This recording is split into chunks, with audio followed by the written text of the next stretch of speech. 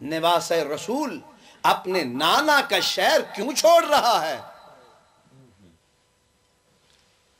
کہنے والوں نے بتایا، خود مدینے والوں کو پتا تھا کہ یزید بیعت مانگ رہا ہے، حسین بیعت سے انکار کر رہے ہیں، تو شہید اور جسے غسیل الملائکہ کہا جاتا ہے، حنظلہ شہید ہے رسالت مآب کے زمانے کا، اور عبداللہ بن حنظلہ اس کا بیٹا ہے۔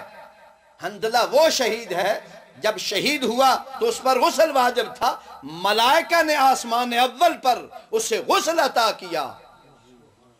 یہ صحابہ رسول کی شان ہے کہ اگر وہ اتباع رسول کریں تو فرشتے ان کے غسال بنتے ہیں۔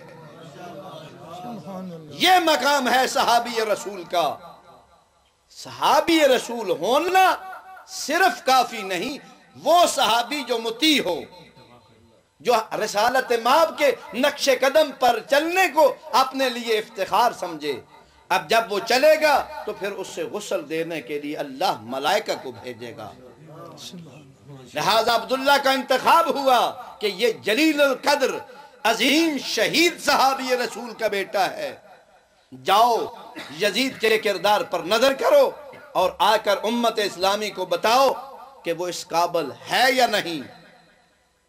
یہ 10 افراد کا وفد جاتا ہے شام۔ یزید کو بھی پتا چلا، اس نے بڑا احترام کیا عبداللہ کا، اور 4 لاکھ درہم تک ملتا ہے کتابوں میں کہ اس نے عبداللہ کو دیا۔ ساتھیوں نے کہا عبداللہ کیا یزید کو مانتے ہو؟ کہا نہیں۔ کہا اس سے پیسے کیوں لے رہے ہو؟ کہا اسی کے خلاف استعمال کروں گا، یہ بیت المال ہے، یزید کا سرمایہ نہیں۔ اور جب واپس آئے تو پورے مدینہ نے یزید کی بیعت سے انکار کر دیا۔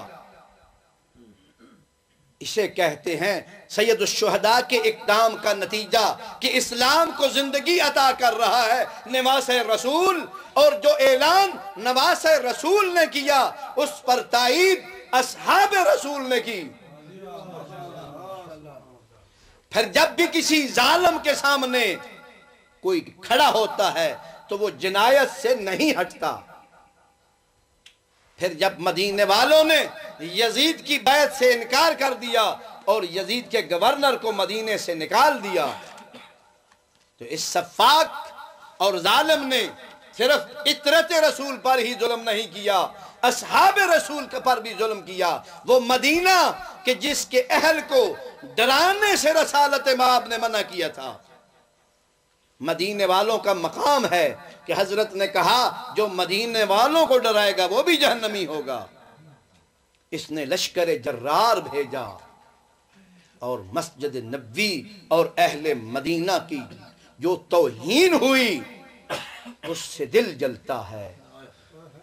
مسجد نبوی میں شرابیں پی جائیں، ایک مسلمان کیسے گوارا کر سکتا ہے؟ اور سینکڑوں کی تعداد میں اصحاب شہید ہوئے، اور حد اقل روایات میں ملتا ہے 1000 اصحاب کی بیٹیاں ان کی عصمت دری ہوئی، اور 4 دن مدینے کی ناموس لشکر یزید کے لیے آزاد تھی۔ مکہ نے بھی یزید کی بیعت سے انکار کیا، تو اسے موقع نہ ملا۔ اس کے بعد والوں نے خانہ خدا کو منجنیکوں سے گرانے کی کوشش کی۔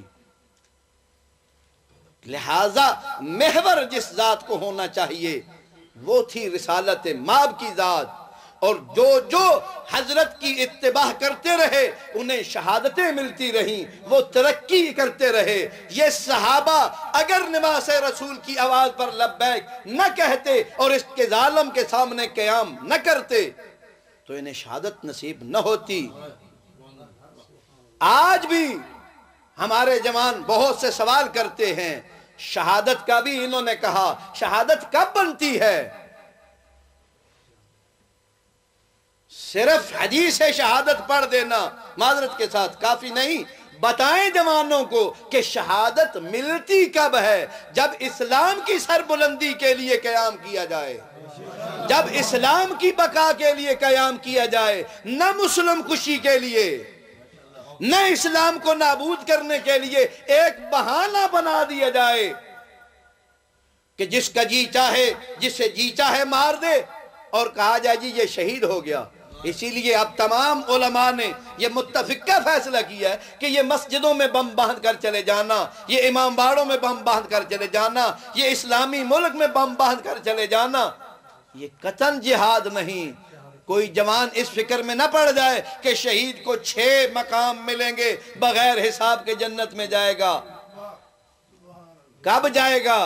جب اسلام کی سربلندی ہو، جب نظام قرآن کی سربلندی ہو۔ ہر مرنا شہادت نہیں، ہر ایک کے کہنے پر شہادت نہیں ملتی۔ شہادت اسلام دیتا ہی تب ہے کہ جب اس پر قرآن کا دستخط ہو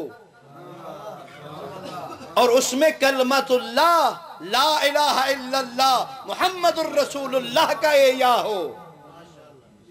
لوگ کہیں کون سا اسلام ہے؟